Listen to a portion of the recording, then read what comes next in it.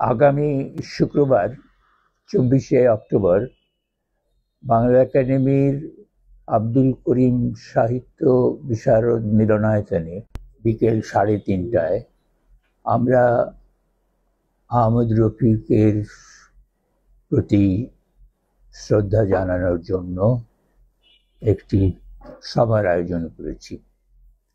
এই অনুষ্ঠানে আপনাদের সকলের প্রতি সাদর আমন্ত্রণ রইল।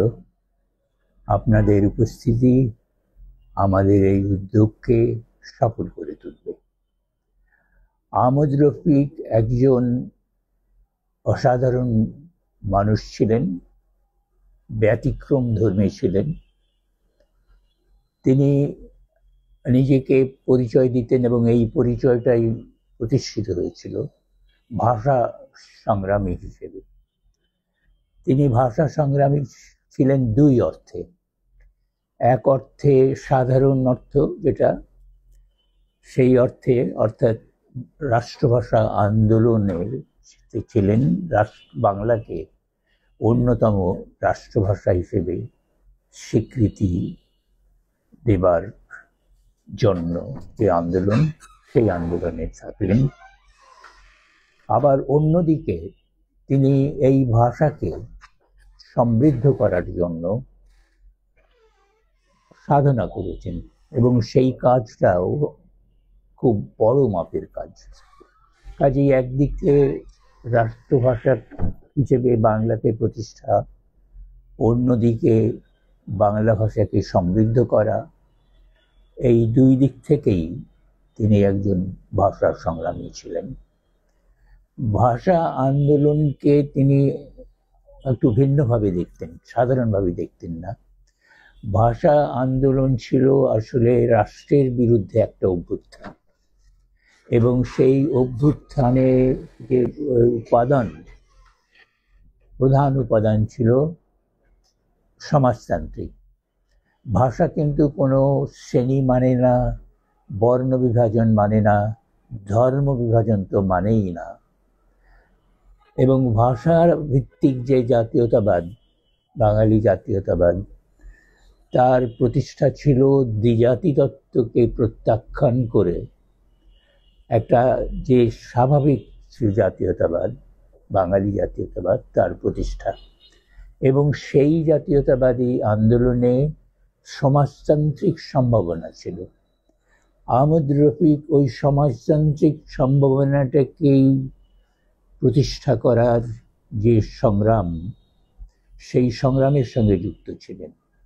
এবং সেজন্যে তিনি এই যে রাষ্ট্রভাষা আন্দোলন করলেন, সেই জন্যে সেই অপরাধী বলা যায় যে তাকে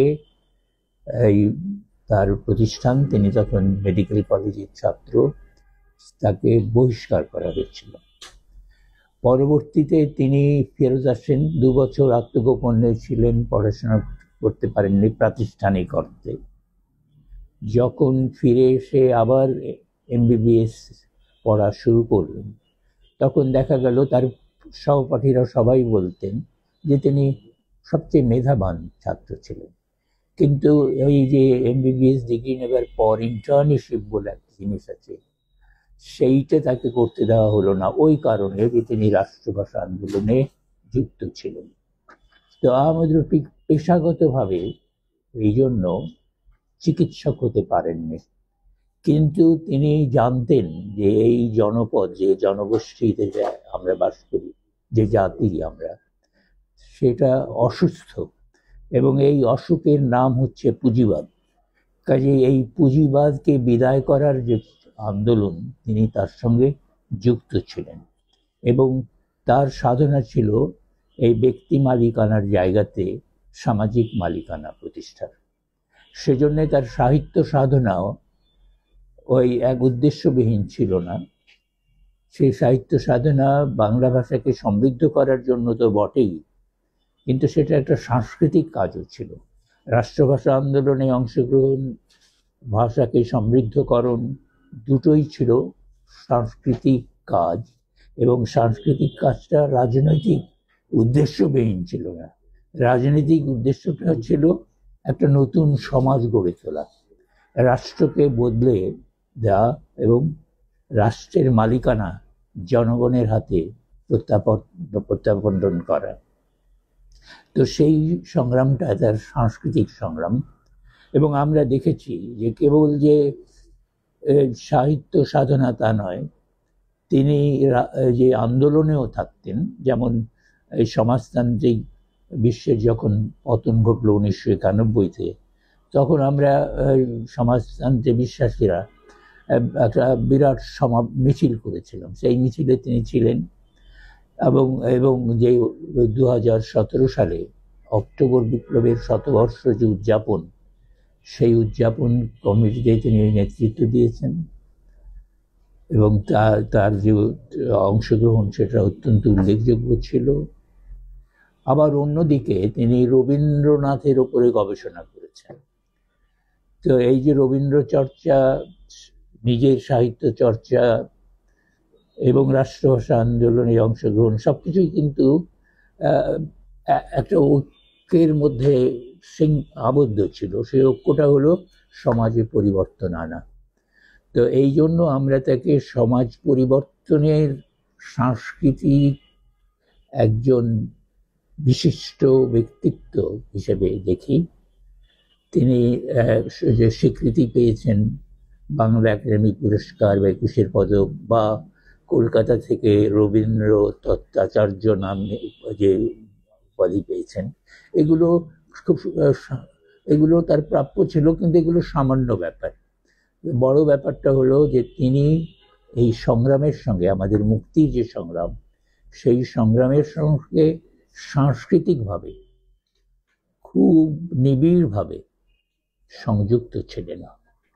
এই ধরনের মানুষদের সম্বন্ধে বলাই হয়, এবং এটা খুবই সত্য কথা, যে তাদের মৃত্যুর চাইতে তাদের জন্মটাই অনেক বড় ঘটনা। তিনি যে চলে গেছেন তার চেয়ে আমরা বেশি করে স্মরণ করব যে তিনি আমাদের সঙ্গে ছিলেন, তিনি থাকবেন আমাদের স্মৃতিতে, আমাদের অনুভূতিতে, তার কাজে, এবং সর্বোপরি আমাদের যে মুক্তির অব্যাহত সংগ্রাম, সেই সংগ্রামের ভেতরে। সেজন্যই তাকে স্মরণ করা আবশ্যক। এবং আমরা যে আয়োজনটা করছি, এটা একটা আনুষ্ঠানিক আয়োজন। আমরা এই আয়োজনের মধ্য দিয়ে তার প্রতি আমাদের শ্রদ্ধা এবং আমাদের কৃতজ্ঞতা প্রকাশ করব।